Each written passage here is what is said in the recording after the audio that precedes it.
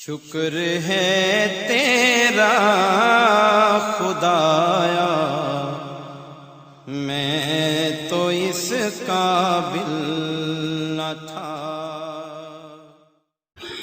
حامدا ومصليا أما بعد فأعوذ بالله من الشيطان الرجيم بسم الله الرحمن الرحيم وإذ غدوت من أهلك تبوئ المؤمنين مقاعد للقتال والله سميع عليم۔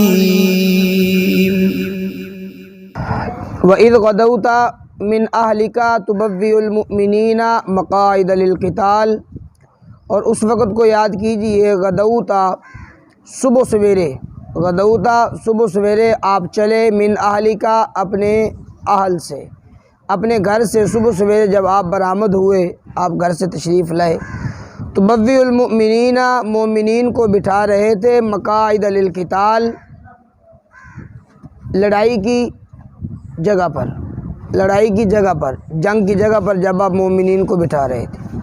واللہ سمیع علیم، اللہ سننے والی ذات ہے، علیم ذات ہے۔ اذ ہمت طائفتان منکم من تفشلا، جب ارادہ کیا طائفتان دو گروہوں نے، منکم تم میں سے، ان تفشلا کہ وہ ہار مان لیں، کم ہمتی دکھائیں، واللہ ولیہما، اللہ ان دونوں کا ولی ہے، وعلی اللہ، اور اللہ پر فلیتوکل المؤمنون، پس چاہیے کہ مومن توکل رکھیں، اللہ پر بھروسہ رکھیں۔ رب کائنات نے ان آیات طیبہ کے اندر غزوہ احد کے متعلق ارشاد فرمایا۔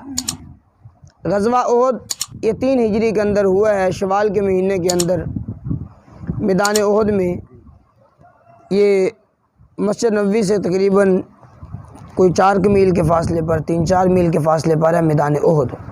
اس جگہ پر یہ مدینہ طیبہ کے بالکل قریبی واقع ہے، وہاں پر یہ غزوہ ہوا، غزوہ احد۔ لیکن یہ غزوہ انتقامی غزوہ تھا، بدلہ لینے کے لیے، چونکہ 2 ہجری کے اندر، رمضان المبارک کے اندر 2 ہجری 17 رمضان المبارک کو غزوہ بدر ہوا ہے میدان بدر میں، تو وہاں پر بڑے بڑے سردار مارے گئے۔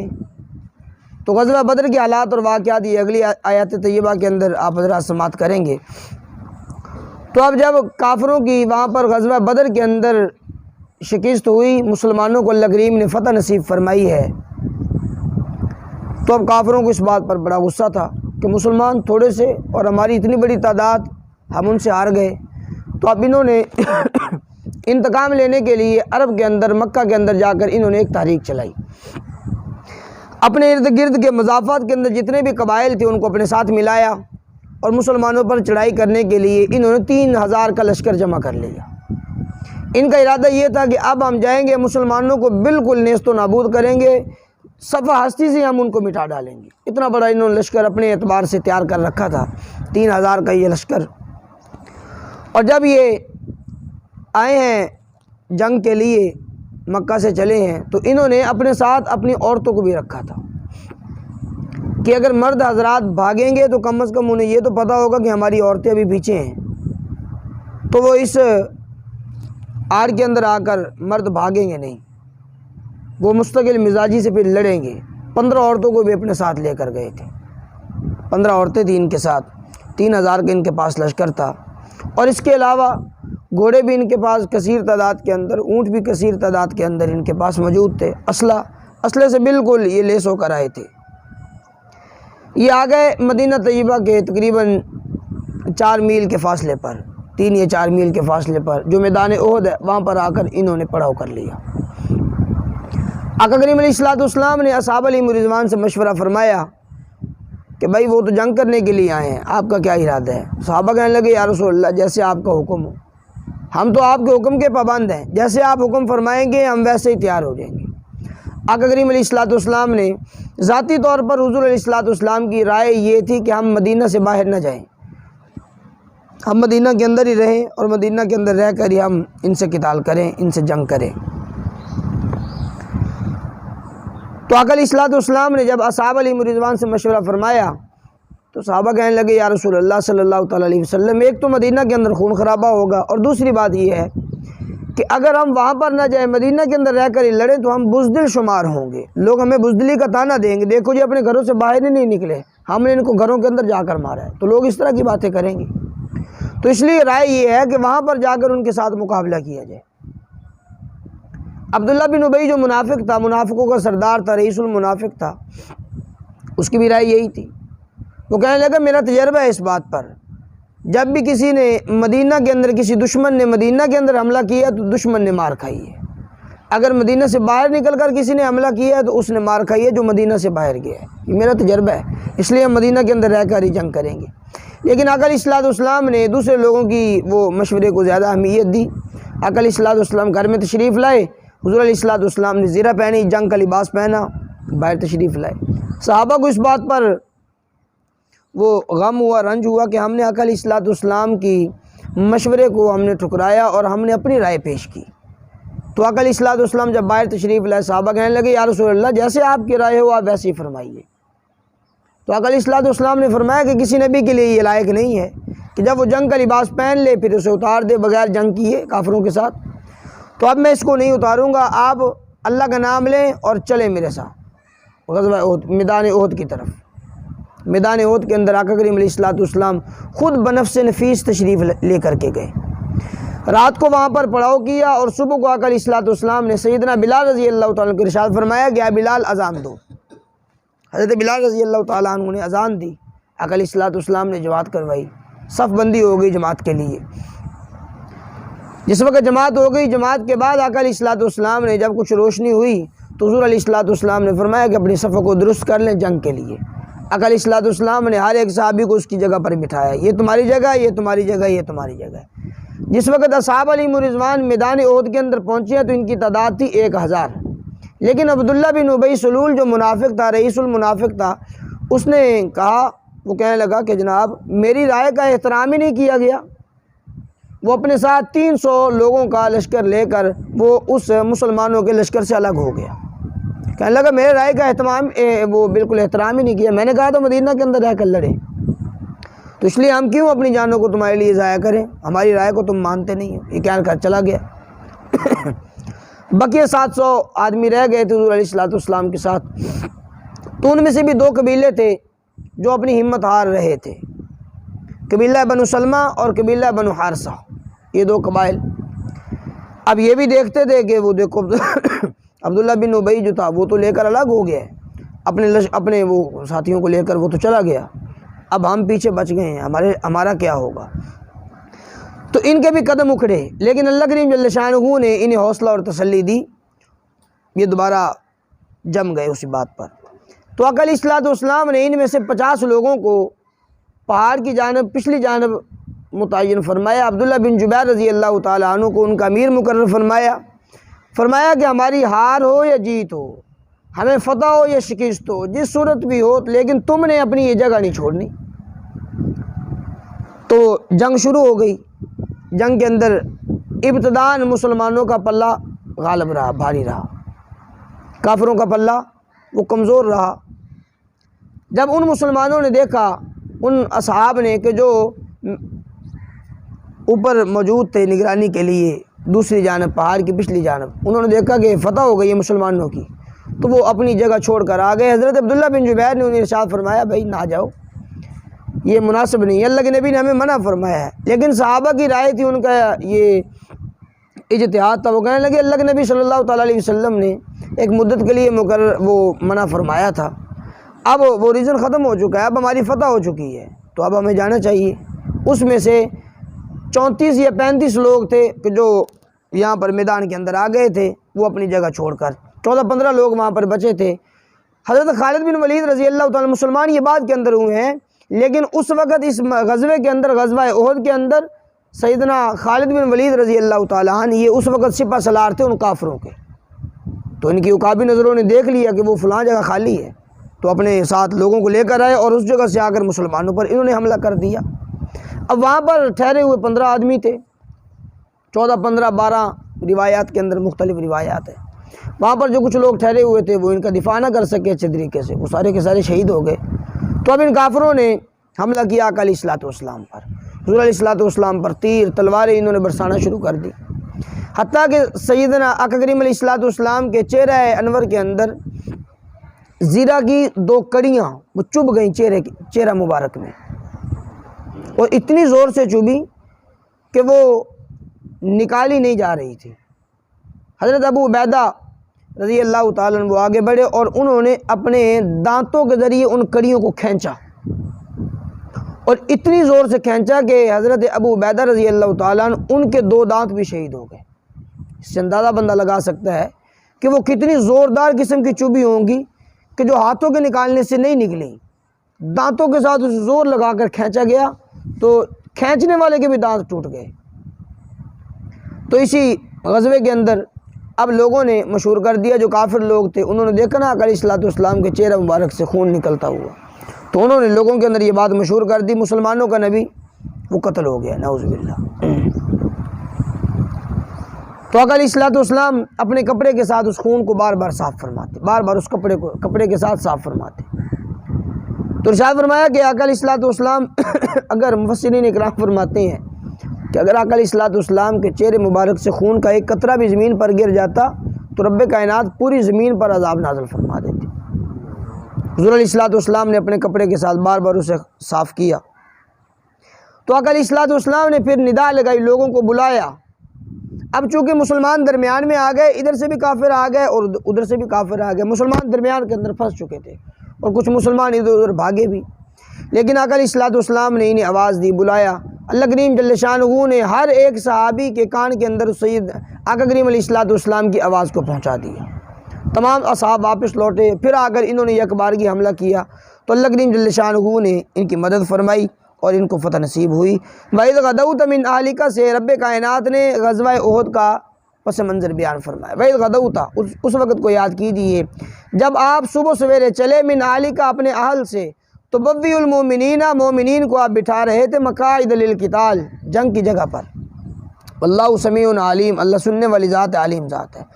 اذ ہمت طائفتان منکم ان تفشلا، جب ارادہ کیا 2 گروہوں نے تم میں سے ان تفشلا کہ وہ ہمت ہار دیں، واللہ ولیہما، اللہ ان دونوں کا ولی ہے۔ گویا کہ اللہ کریم جل شانہ نے ان دونوں قبائل کی، غزوہ بنو سلمہ اور غزوہ بنو حارثہ، ان کی تعریف فرمائی ہے کہ اللہ ان کا ولی ہے، اللہ ان کا مددگار ہے، یہ پھر کیوں بھاگتے ہیں؟ وعلی اللہ فلیتوکل المؤمنون، اور اللہ پر چاہیے کہ متوکل رہیں مومن، بھروسہ رکھیں اللہ کی ذات اقدس پر۔ وَلَقَدْ نَصْرَكُمُ اللَّهُ بِبَدْرٍ وَأَنْتُمْ أَذِلَّةٌ سے رب کائنات نے غزوہ بدر کے متعلق ارشاد فرمایا۔ یہ غزوہ بدر مدینہ میدان بدر ہے، مدینہ طیبہ سے تقریباً 80 میل کے سفر پر ہے، مسافت پر ہے۔ تو فرمایا کہ یہ غزوہ 2 ہجری کے اندر واقع ہوا ہے، رمضان المبارک کی 17 تاریخ تھی جس دن یہ غزوہ ہوا۔ اس غزوے کے اندر آقا کریم علیہ الصلوۃ والسلام اصحاب علیہ رضوان کو لے کر گئے، ان کی تعداد صرف 313 تھی، اور جو کافر آئے ہوئے تھے ان کی تعداد 1000 تھی۔ 950 بھی روایات میں آتا ہے، لیکن 1000 مشہور روایت کے مطابق۔ چونکہ مکہ کے جو تاجر تھے وہ ملک شام کے اندر تجارت کرنے کے لیے گئے، جب ملک شام سے تجارت کر کے واپس آ رہے تھے، آقا علیہ الصلوۃ والسلام نے اصحاب علیہ رضوان کو اس بات کی خبر دی اور اس قافلے کو پکڑنا چاہا، چونکہ کافر تھے اور ان کا مال مسلمانوں کے لیے مباح تھا، انہیں پکڑنا چاہا۔ تو ان کا جو سردار تھا اس نے فوراً مکہ کے اندر ایک خبر بھیجی، کہنے لگا کہ تیار ہو کر کے آ جاؤ اپنے قافلے کی حفاظت کے لیے، اپنے مال کی حفاظت کے لیے۔ اب اس نے وہ اس تجارتی قافلے کا جو امیر تھا، سردار تھا، اس نے رستہ بدل لیا، سمجھدار آدمی تھا، اس نے رستہ تبدیل کیا اور جناب وہ جو دریا تھا اس کے کنارے سے ہو کر وہ مکہ کے اندر پہنچ گیا، باحفاظت پہنچ گیا۔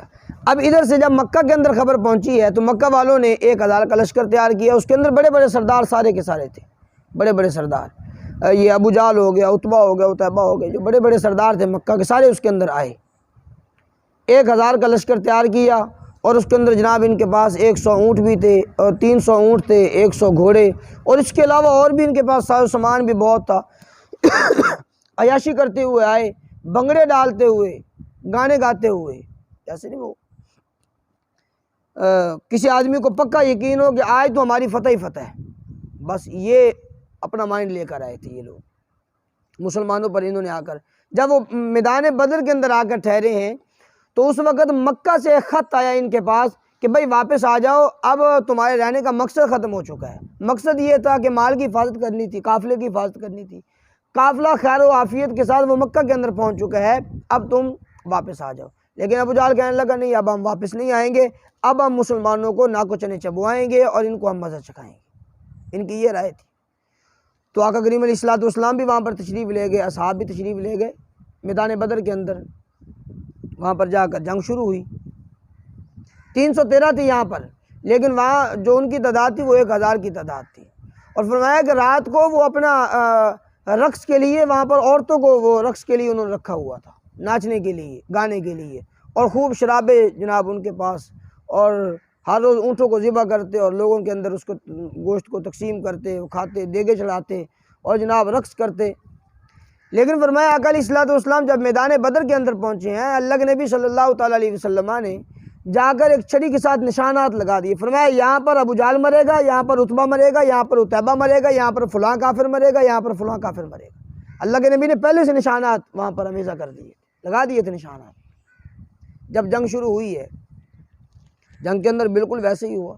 اللہ کے نبی صلی اللہ تعالیٰ علیہ وسلم نے جس جس جگہ پر جس کافر کا وہ نام بتلایا تھا، جنگ کے بعد دیکھا گیا کہ وہی کافر اسی جگہ پر مرے پڑے ہیں۔ اس کے اندر، اس غزوے کے اندر رب کائنات نے مسلمانوں کی مدد فرمائی ہے۔ 3000 کا لشکر بھیجا تھا اس غزوے کے اندر، 3000 کا لشکر فرشتوں کا بھیجا تھا۔ اور پھر اللہ کریم جل شانہ نے ان 3000 لشکر کے بعد 5000 کا لشکر اور بھیجا تھا ان مسلمانوں کی مدد اور نصرت کے لیے، تاکہ مسلمانوں کے دل یہ ثابت قدم رہے، مطمئن رہے ان مسلمانوں کے دل، اور انہیں پتہ ہو کہ رب کائنات کی جانب سے یہ ہمارے لیے اللہ کریم جل شانہ نے مدد اور نصرت فرمائی ہے۔ اور فرمایا پھر صحابہ علیہ رضوان نے ان لشکروں کو اور ان فرشتوں کو اپنی آنکھوں سے دیکھا بھی۔ فرماتے ہیں کہ جو بعد کے اندر 5000 کا لشکر آیا نا، ان کے سروں پر امامے تھے، پگڑیاں باندھی ہوئی تھی انہوں نے، اور ان کے جو یہ شملہ تھا یہ ان کی کمر پر تھا، یہ شملہ، اور انہوں نے اپنے امامے باندھے ہوئے تھے۔ رب کائنات نے ان فرشتوں کو ان کی مدد کے لیے بھیجا۔ 313 کا لشکر تھا اور ادھر 1000 کا لشکر تھا۔ اللہ کریم جل شانہ نے، اور ان کے پاس تیر تلوار بھی زیادہ نہیں تھے، مختصر چند ایک تیر، چند ایک تلواریں اور چند ایک ان کے پاس وہ نیزے تھے، بس، اور اس کے علاوہ اور کچھ نہیں تھا۔ 2 گھوڑے تھے صرف، اور ادھر کافروں کے پاس 100 گھوڑے تھے، ان کے پاس صرف 2 گھوڑے تھے۔ اور آقا علیہ الصلوۃ والسلام نے ان صحابہ کو چھڑیاں پکڑا رکھی تھی جنگ کے لیے، چھڑیاں، کہ تم نے ان کے ساتھ لڑائی کرنی، جنگ کرنی۔ صحابہ فرماتے ہیں کہ اس چھڑی کے اندر اللہ کریم نے تلوار سے بھی زیادہ طاقت رکھی تھی۔ جب ہم اس چھڑی کو لے کر پہنچتے نا کسی کافر کے سر پر، ابھی ہم اس چھڑی کو اس پر گھماتے نہیں تھے کہ اس کی وہ گردن پہلے جدا ہو جایا کرتی تھی۔ عجیب۔ اور یہ سارا کا سارا غزوہ ٹوٹل شروع سے لے کر آخر تک معجزات ہی معجزات ہیں اس کے اندر، اس غزوے کے اندر معجزات ہی معجزات ہیں۔ تو خیر جب یہ غزوہ مکمل ہوا تو اس کے اندر 70 کافر مارے گئے اور 70 کافروں کو گرفتار کر لیا گیا۔ گرفتار کر کے جب لائے حضور علیہ الصلوۃ والسلام ان کو اپنے پاس مدینہ کے اندر، تو اللہ کے نبی صلی اللہ تعالیٰ علیہ وسلم نے ان کافروں کو مسلمانوں کے حوالے کر دیا تھا۔ فرمایا کہ ان کو تم نے اپنے پاس رکھنا ہے اور ان کی دیکھ بھال بھی رکھنی ہے۔ اور صحابہ نے بھی پھر خوب حق ادا کیا۔ صحابہ فرماتے ہیں کہ ہم خود کھجوریں کھا کر گزارا کر لیا کرتے تھے، لیکن جو کھانا ہوا کرتا تھا وہ ہم ان قیدیوں کے لیے رکھتے تھے۔ ہم خود گزارا کر لیتے تھے پھٹے پرانے کپڑوں کے ساتھ، لیکن ہم انہیں اچھے کپڑے پہناتے تھے اور ہم نے انہیں اچھا ٹھکانہ دیا، اچھی جگہ دی ہم نے ان کو۔ تو خیر آقا علیہ الصلوۃ والسلام نے پھر صحابہ سے مشورہ فرمایا کہ ان کے ساتھ کیا کیا جائے۔ یہ متعین ہوا کہ ہر ایک سے 4 ہزار لے کر فدیہ لے کر انہیں چھوڑ دیا جائے۔ تو آقا علیہ الصلوۃ والسلام نے پھر سب کو چھوڑ دیا۔ اور انہی جو گرفتار لوگ ہوئے تھے ان کے اندر آقا علیہ الصلوۃ والسلام کے چچا حضرت عباس رضی اللہ تعالیٰ وہ بھی تھے۔ ابھی یہ مسلمان نہیں ہوئے تھے، مسلمان بعد میں ہوئے۔ یہ تکلیف سے رات کو کراتے، ہائے ہائے کی ان کی آوازیں نکلتی۔ تو آقا علیہ الصلوۃ والسلام ساری رات تکلیف میں رہتے ان کی ہائے ہائے سن کر۔ صحابہ فرماتے ہیں یا رسول اللہ آپ رات کو سوتے نہیں۔ اللہ کے نبی صلی اللہ تعالیٰ علیہ وسلم نے ارشاد فرمایا کیسے میں سو جاؤں، مجھے کیسے نیند آئے کہ میں اپنے چچا کو تکلیف کے اندر دیکھتا ہوں، ان کے کرانے کی آواز میرے کانوں کے اندر گونجتی ہے تو مجھے کیسے نیند آ سکتی ہے۔ سب کو آقا علیہ الصلوۃ والسلام نے سب کے لیے متعین فرما دیے 4,000 دینار وہ دیں اور اس کے بعد فدیہ دے کر انہیں آزاد کر دیا جائے۔ تو آقا علیہ الصلوۃ والسلام کے چچا حضرت عباس رضی اللہ تعالیٰ کے متعلق صحابہ کہنے لگے یا رسول اللہ یہ آپ کے چچے ہیں، آپ ان کے ساتھ صلہ رحمی فرمائیں، آپ ان کو ویسے معاف فرما دیں۔ اللہ کے نبی صلی اللہ تعالیٰ علیہ وسلم نے ارشاد فرمایا نہیں، یہ شرعی ہے اور ان کو دینا پڑے گا۔ پھر حضرت عباس نے بھی دیا، بلکہ روایات میں آتا ہے حضرت عباس نے زیادہ دیا، 4,000 سے بھی زیادہ دیا حضرت عباس رضی اللہ تعالیٰ عنہ، آزاد کر دیا گیا سب کو۔ اور اسی کے اندر آقا علیہ الصلوۃ والسلام کے ایک داماد حضرت وہ ابو العاص تھے، بعد کے اندر خیر مسلمان ہو گئے اس وقت یہ مسلمان نہیں تھے۔ آقا علیہ الصلوۃ والسلام کی صاحبزادی حضرت زینب رضی اللہ تعالیٰ عنہ، یہ ان کے خاوند تھے ابو العاص، یہ بھی اسی غزوہ کے اندر تھے۔ تو آقا علیہ الصلوۃ والسلام نے فرمایا ہاں بھائی ابو العاص لاؤ 4,000 دینار۔ وہ کہنے لگے جی میرے پاس تو کچھ بھی نہیں ہے، پیسے نہیں ہیں۔ تو انہوں نے اپنا ایک پیغام رساں بھیجا مکہ کے اندر، چونکہ آقا علیہ الصلوۃ والسلام کی جو صاحبزادی تھی نا حضرت زینب، وہ اس کے نکاح کے اندر تھی، ابو العاص کے نکاح کے اندر، اور وہ تھی مکہ کے اندر۔ آقا علیہ الصلوۃ والسلام نے ارشاد فرمایا کہ لاؤ بھائی 4,000۔ وہ کہنے لگے جی میرے پاس تو کچھ نہیں ہے۔ پھر انہوں نے ایک پیغام بھیجا مکہ کے اندر حضور علیہ الصلوۃ والسلام کی صاحبزادی کے پاس، حضرت زینب کے پاس، کہ میرے لیے کچھ بندوبست کرو، میرے پاس پیسے نہیں ہیں اور میں فدیہ دے کر اپنے آپ کو چھڑا لوں۔ تو انہوں نے اپنا ہار جو ان کی والدہ حضرت خدیجہ الکبریٰ رضی اللہ تعالیٰ عنہا نے اپنی بیٹی زینب کو دیا تھا، وہ ہار وہ بھیج دیا، وہ ہار پیش کر دیا۔ جب وہ ہار آقا علیہ الصلوۃ والسلام کے پاس آیا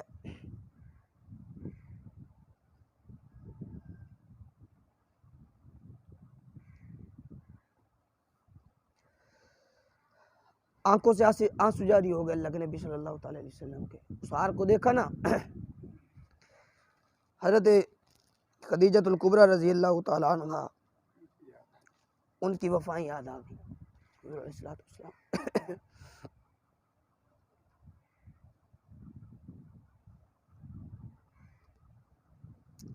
تو آقا علیہ الصلوۃ والسلام نے پھر ابو العاص کو چھوڑ دیا۔ پھر یہ ابو العاص ایک اور جنگ کے اندر بھی گرفتار ہوئے تھے، حضور علیہ الصلوۃ والسلام پھر انہیں چھوڑا، بعد میں خیر یہ مسلمان ہو گئے تھے حضرت ابو العاص۔ خیر جب آقا علیہ الصلوۃ والسلام نے انہیں مدینہ طیبہ سے رہا کیا، فوراً اپنے گھر کے اندر گئے اور جا کر حضرت زینب رضی اللہ تعالیٰ عنہا کو حضور علیہ الصلوۃ والسلام کے پاس بھیج دیا تھا، کیونکہ یہاں پر یہ شرط طے ہوئی تھی کہ ہم آپ کو چھوڑیں گے اس بات پر کہ آپ زینب کو مدینہ کے اندر بھیجیں گے۔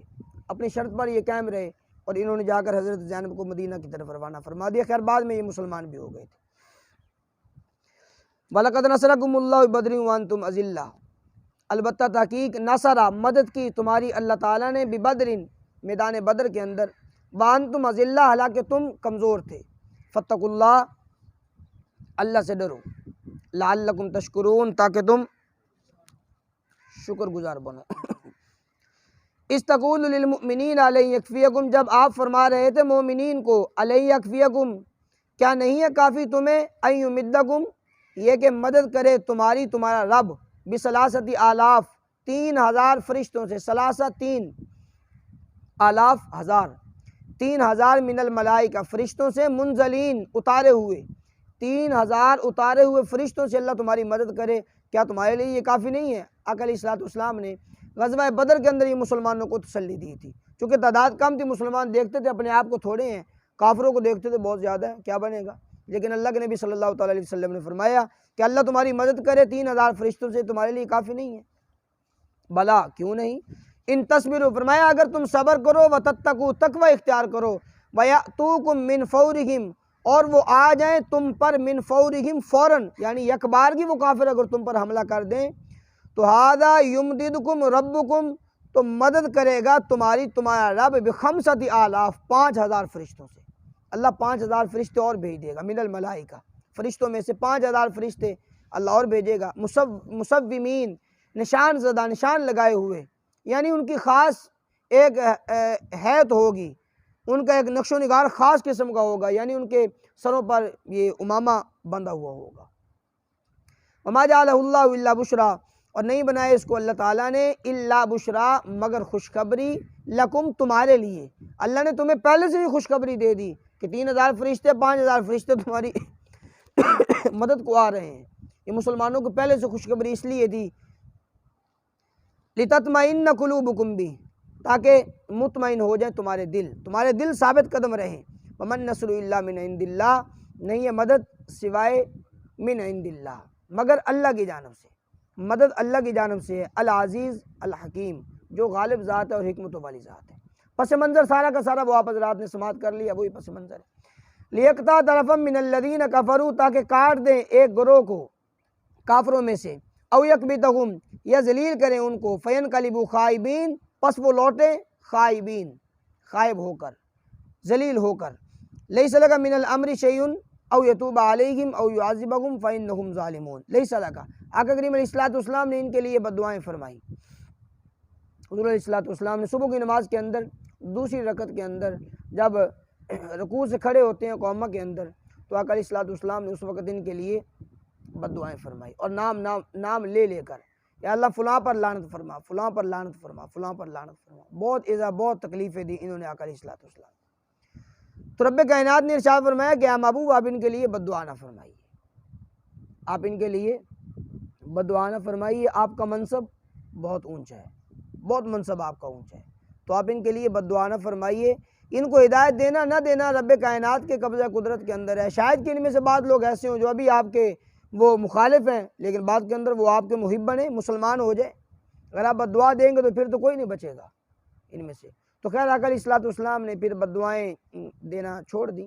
تو خیر انہی میں سے بہت سارے ایسے لوگ تھے کہ جو پہلے وہ کافر تھے، بعد کے اندر مسلمان ہوئے، اور بالخصوص سردار جو دار الندوہ کے اندر بیٹھ کر آقا علیہ السلام کے قتل کے منصوبے کیا کرتے تھے۔ 14 سردار تھے وہ جو دار الندوہ کے اندر بیٹھ کر حضور علیہ السلام کے خلاف منصوبے کیا کرتے تھے۔ ان میں سے 11 آدمی، 11 سردار وہ تھے جو میدان بدر کے اندر وہ ذلیل ہوئے اور وہاں پر وہ مارے گئے تھے۔ ان میں سے 3 بچ گئے تھے، وہ 3 بعد کے اندر مسلمان ہو گئے تھے۔